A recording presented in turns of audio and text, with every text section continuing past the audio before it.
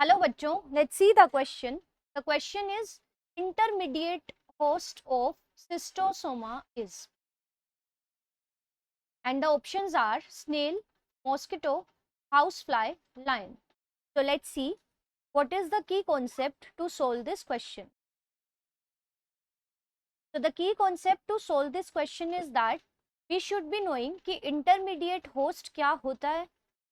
What is an intermediate host? First of all, और second thing that we should be knowing कि हमें life cycle का पता होना चाहिए सिस्टोसोमा की.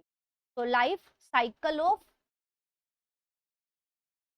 दिस वर्म जिसका नाम है सिस्टोसोमा. तो अगर हमें इसकी लाइफ साइकिल के बारे में पता है and we know what the intermediate host is, so we can solve this question. तो let's see the explanation. So cystosoma is actually a member of phylum Platyhelminthes. ये Platyhelminthes का member है. It means it is a flatworm because it has a dorsoventrally flattened body. As you can see, यहाँ पे एक picture pasted है. This picture is of this worm cystosoma. और इसकी जो class है, the class of this worm is Cystoda. Cestoda के अंदर वो सारे वर्म्स आते हैं जिनके जो एंडोपेरासाइट्स हैं, किसके? वर्टिब्रेट्स के. तो this class includes all the endoparasites. Endoparasites वो होते हैं जो होस्ट की बॉडी के अंदर रहते हैं. तो these are the endoparasites of vertebrates. तो ऐसे सारे वर्म्स को, ऐसे सारे फ्लैटवर्म्स को एक कॉमन क्लास के अंदर रखा है. That class is the Cestoda.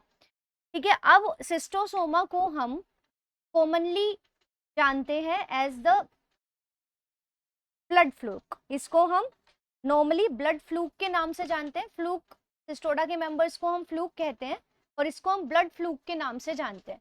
क्यों? क्योंकि ये ब्लड वेसल्स में रिसाइड करता है, जनरली ऑफ लिवर.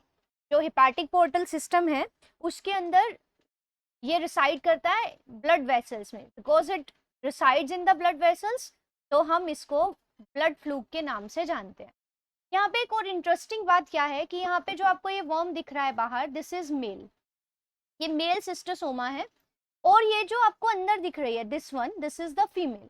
तो यहाँ पे एक बड़ा इंटरेस्टिंग फैक्ट इस वर्म के बारे में है कि मेल के अंदर एक कैनाल होती है, ग्रूव होता है, और उस ग्रूव को हम कहते हैं गाइनेकोफोरिक कैनाल.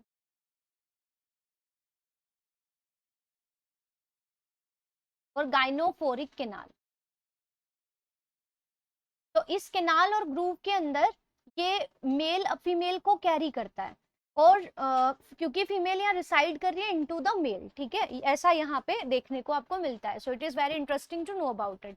अब हम इसकी लाइफ हिस्ट्री की बात करें तो इसकी लाइफ हिस्ट्री में it is a digenetic parasite. अब इसको डाइजेनेटिक पैरासाइट क्यों कहा? बिकॉज इट uses और it requires two hosts to complete its life cycle. इसको अपनी लाइफ साइकिल पूरी करने के लिए दो होस्ट की जरूरत पड़ती है.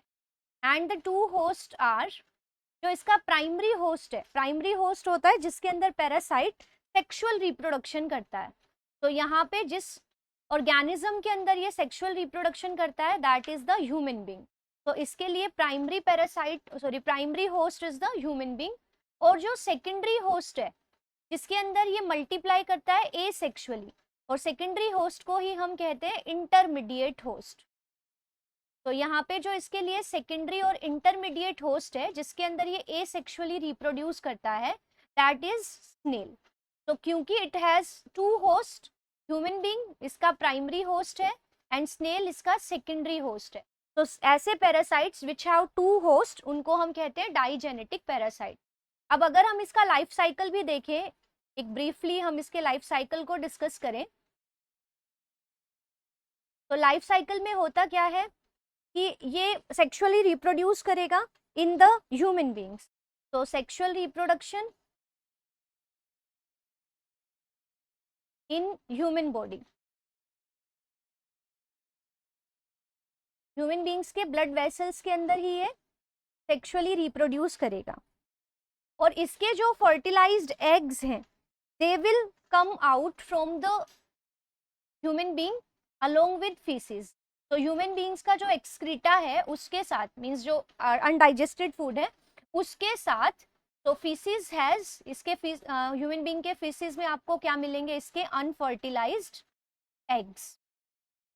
तो the faeces has unfertilised eggs. अब ये जो अनफर्टिलाइज्ड एग्स हैं दे विल हैच, और यहां से क्या होगा, लार्वा, एक्सिलिएटेड लार्वा निकले। Now this larva will infect snail. जो पानी के अंदर ये लार्वा है और ये इन्फेक्ट करेगा स्नेल को। स्नेल के अंदर जाने के बाद it will reproduce asexually because snail is its intermediate host. So यहाँ पे स्नेल की बॉडी के अंदर होगा एसेक्सुअल रिप्रोडक्शन, और एसेक्सुअल रिप्रोडक्शन के बाद it will form another larval form. So larva again, another larva will be formed, और ये larva it will come out from the host, means यहाँ snail से बाहर आएगा एंड ये स्किन के अंदर पेनिट्रेट कर जाएगा। जो भी ह्यूमन बींग इस पानी के साथ काम कर रहे होंगे, suppose human being is working in an irrigated field, एक ऐसे वो खेत में काम कर रहा है ह्यूमन बींग जहाँ पे ये पानी है और इस पानी के अंदर ये कंटामिनेटेड वाटर है because it has its means इसके अंदर ये सिस्टोसोमा के लार्वा प्रेजेंट है। सो ये लार्वा क्या करेंगे, these will penetrate the skin and blood vessel of human being. So it will penetrate skin and blood vessel of human, और इस तरह से फिर ये ह्यूमन के ब्लड वेसल्स के अंदर हेपेटिक पोर्टल सिस्टम में ये जाएगा।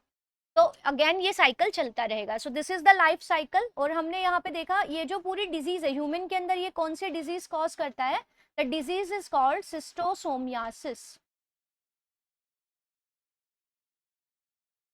और इसके सिम्टम्स क्या है, इसके अंदर डायरिया होगा, तो डिजीज का नाम है दैट इज सिस्टोसोमियासिस, और इसके अंदर डायरिया होगा, लिवर और स्प्लीन का एनलार्जमेंट हो जाएगा। तो ये डिजीज है। अब फ्रॉम दिस डिस्कशन हमें यहाँ पे पता चल जाता है कि जो सेकेंडरी और इंटरमीडिएट होस्ट है इसके पैरासाइट के लिए दैट इज अ स्नेल।